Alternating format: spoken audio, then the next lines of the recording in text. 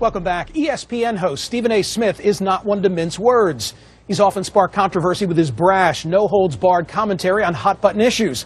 And this week he did it again. Listen to this. Stephen A. said that every black person in America should vote Republican for at least one election.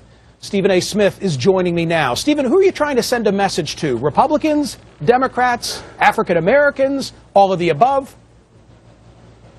I'd go with all of the above. That sounds about right, but specifically the Democratic Party from the standpoint that I definitely believe that the black vote has been taken for granted, and primarily the black community is at fault in my estimation in that regard, simply because on one hand, we're giving one party our vote because they've successfully gone about the business of convincing our community that the other party, the Republican Party, is completely against the interest of the black community. And as a result, we've been very transparent in our support. We've boarded hook, line, and sinker. We look at the Republican Party. I'm not talking about every single one of us, of course, but vast majority of black Americans look at the Republican Party as the enemy. We look at the Democratic Party, even tacitly, as our support base, and as a result, we are very transparent in our support for them. So because of it, they have a license to take us for granted. The Republican Party has a license to summarily dismiss us because they believe they'll never get our vote anyway, and then we end up finding ourselves devoid of any kind of representation whatsoever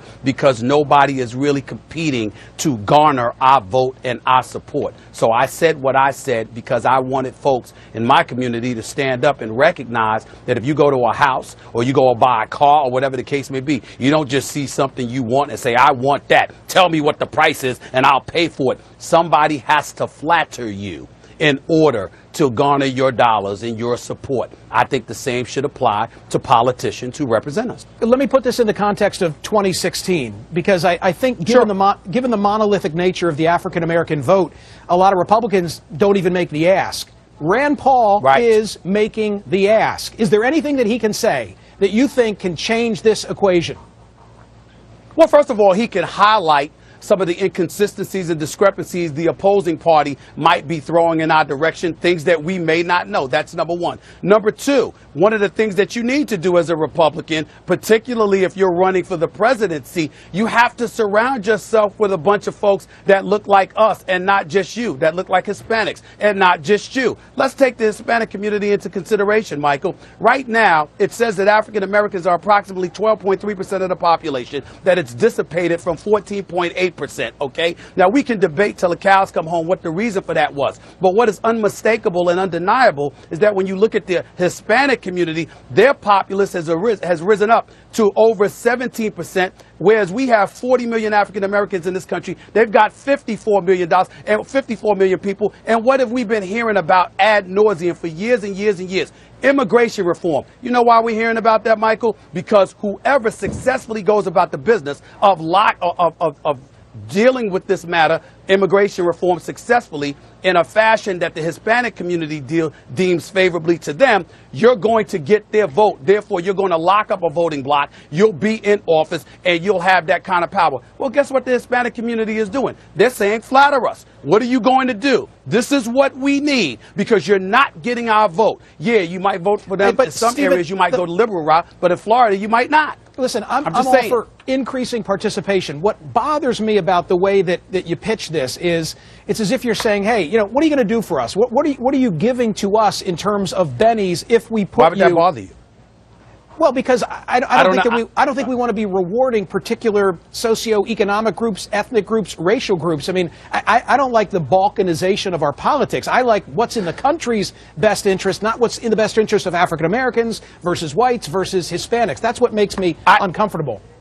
Well, let me say to you that I can respect the fact that you are uncomfortable, but my retort would be is that I am a black man from a black community. And I've watched us suffer religiously, whether it's with unemployment where we're constantly in double digits, whether it's the incarceration rate, whatever the case may be. There are so many things, so many problems. I love everybody. I don't hate anybody. I think that the interest of the country is paramount and should usurp all other interests. But if you're talking to me about my community, I'm going to speak on what's affecting us and how we can alleviate those concerns. I'm not saying I'm not concerned about the country, but I'm saying I could speak more directly to the experiences myself and others from my community have. And that's all. I'm not trying to balkanize anything. Well, let me just respond one time this way. I certainly respect the historical differences between, us and people who look like us, but you sure wouldn't want me going into a ballot booth and making a determination as to what's in the best interests of the white community.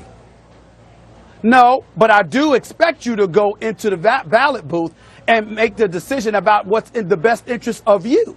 And so what I'm saying to you is that when I'm talking to black folks and I'm thinking about what's in the best interest of the black community, it's because you are suffering. The country could be prospering. But if black folks have nothing to show for it, and I'm not saying that to be the case, but if black folks are suffering, and we have been suffering for decades upon decades, and we've tried something, one thing after another, and it's the same thing over and over and over again, and it's not reaping any results, then what do you expect somebody to do? You're going to address it with the fervor and the directness and candor that it deserves. And that's what I did here. All I'm trying to say, I'm not trying to encourage anybody to vote Republican. I'm not trying to encourage anybody to vote Democrat. I'm simply saying let's not be so transparent in our support for one party over another when that does not appear to be working for us. Force people to flatter us. White folks do it. Jewish folks do it. Hispanics folks are doing it. Why can't black folks do it? That's all I'm saying.